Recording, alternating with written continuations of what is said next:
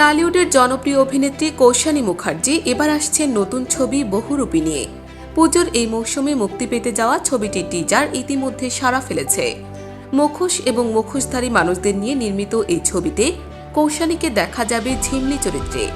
তার বিপরীতে থাকছেন অভিনেতা শিবপ্রসাদ মুখার্জি। তাদের জুটি রোমান্টিক গান শিমুল পলাশ ইতিমধ্যেই বেশ জনপ্রিয়তা পেয়েছে দর্শকদের মাঝে।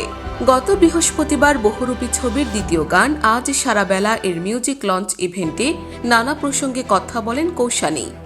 ইভেন্টে তিনি তার ব্যক্তিগত জীবনের অভিজ্ঞতা শেয়ার করেন, বিশেষ করে মুখোশধারী মানুষদের নিয়ে। সাংবাদিকদের প্রশ্ন ছিল, তিনি কি তার আশেপাশে থাকা মুখোশধারীদের চিনতে পারেন?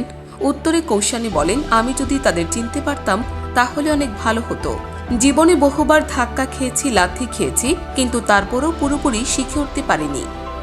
কৌশানী আরও বলেন, আমি খুব তাড়াতাড়ি অন্যের প্রতি আস্থা রাখতে শুরু করি, যা আমার জন্য সমস্যার সৃষ্টি করে। নিজের অনুভূতি সবার সামনে প্রকাশ করে ফেলি। মানুষকে বুঝতে পারলে হয়তো আরও বড় জায়গায় যেতে পারতাম। তিনি আরও জানান, বহুরূপী তার কাছে বিশেষ একটি প্রজেক্ট, যার প্রস্তাব তিনি কাজের একটি বিরতির পর গ্রহণ করেন। এর আগে আবার প্রলয় নামের একটি ছবিতে অভিনয়ের পর প্রায় 8 মাস কাজ করেননি কৌশানী। তিনি ইভেন্টে বলেন, অনেক কাজের অফার পেয়েছিলাম, কিন্তু নিজেই সেগুলো গ্রহণ করিনি, কারণ আমি চেয়েছিলাম দর্শকরা আমার নতুন কাজেও সমান ভালোবাসা দিন। আবার প্রলয় আমার জন্য খুবই গুরুত্বপূর্ণ ছিল, আর সেখান থেকে শুরু করে বহুরূপী এর অফার আসে।